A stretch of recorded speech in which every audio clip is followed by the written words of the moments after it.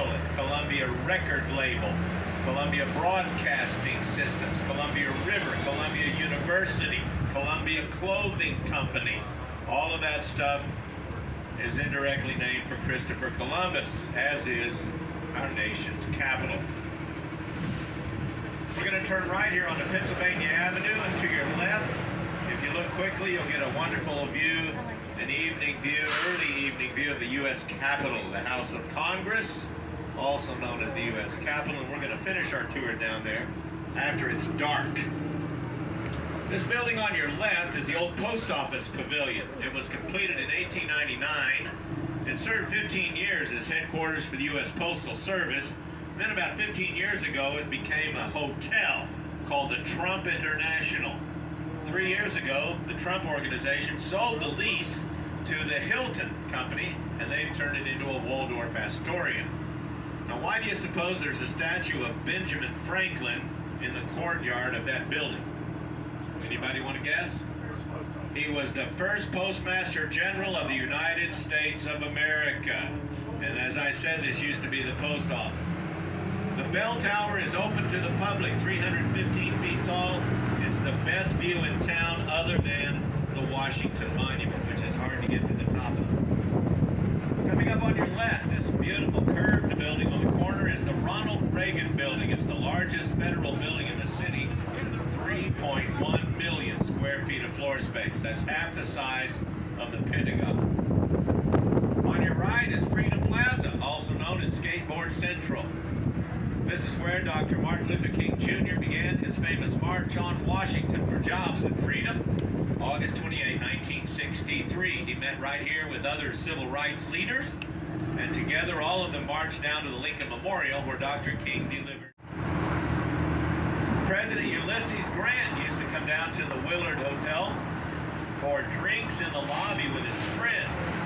And they say he got so tired of people in the lobby asking him for presidential favors, he began calling them lobbyists. And they'll tell you this is where the term originated, right here.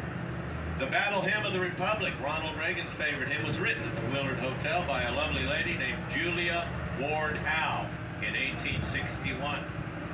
On your left is the World War I Memorial, the newest memorial in the city, dedicated about 6 years ago. It used to be called Pershing Park, named for General John J. Pershing, who happens to be the highest-ranking officer buried in Arlington National Cemetery. How many of you have been to the cemetery? Anybody been out there yet? Great.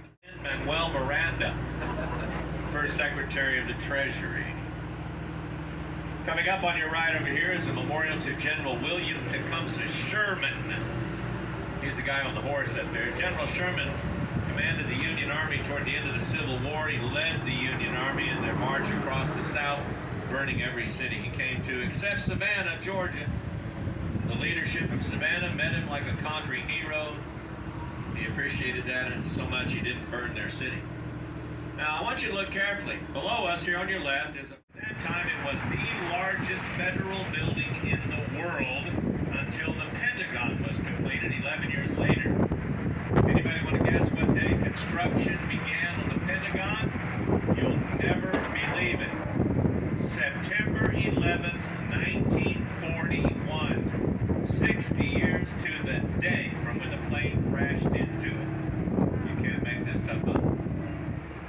This little building on your right is made from Aquia Creek sandstone from Virginia. That's the exact same stone the White House is made from. Go, dude. You've got to go when that light turns green. You can't sit there because it's a short line. Thank you very much. So this is what the White House might look like today had it never been painted. They started painting and almost immediately to seal the stone from humidity and cold air. You're going to see the White House here on your right in just a moment. Here's a lovely look at the Washington Monument to your left. It's the tallest freestanding masonry structure in the world. 555 feet, 5 1/8 inches tall. We'll talk more about it later. The White House is the oldest public building in the city. Here it is on your right. This is the south side of the White House where the president's helicopter lands when he's traveling that way. We're on Constitution Avenue. This avenue used to be a canal called the Washington City Canal. They hired men called lock keepers to operate the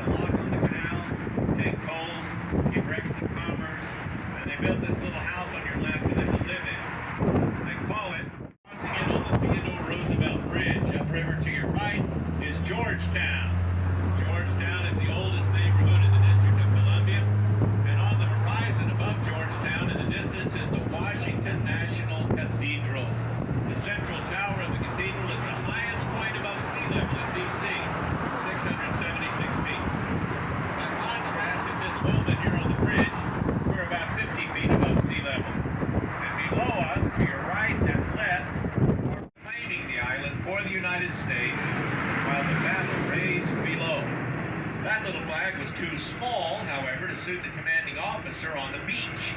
He wanted a bigger flag up there that everyone could see.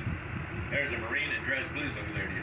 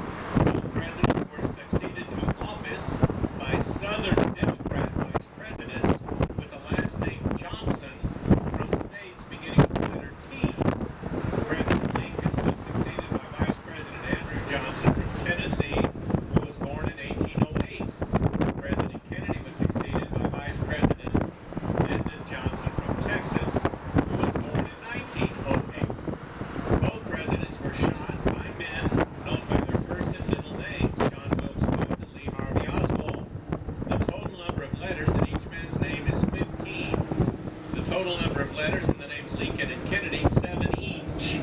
President Lincoln was shot in a theater, his assassin captured in a warehouse.